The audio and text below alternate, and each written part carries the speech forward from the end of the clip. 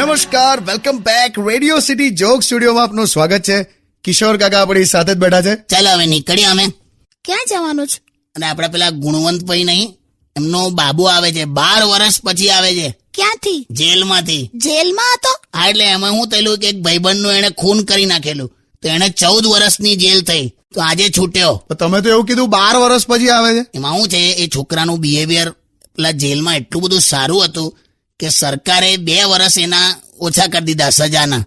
જેલમાં બધાને પાણી પીવડાવે, ખુરશી ટેબલ ખાટલા બનાવતો હતો, અને કચરા પોતું કરી નાખે, કોઈની હાથે બબાલ નહીં, શાંતિથી ચોપડી વાંચે. એટલે ટૂંકમાં બહુ આમ એને સેવા બહુ કરી. વાવ, આવો સંસ્કારી છોકરો ભગવાન બધાને આપે. આવું બોલાય? અલા, ખૂન કરેલો જેલી ભૂલી જવાનું? હાલો નહીં, સોરી. આ દેશમાં આ જ તકલીફ છે, આપણે ભૂલી બહુ જલ્દી જઈએ.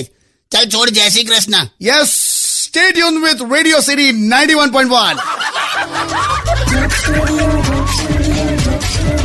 Only on Radio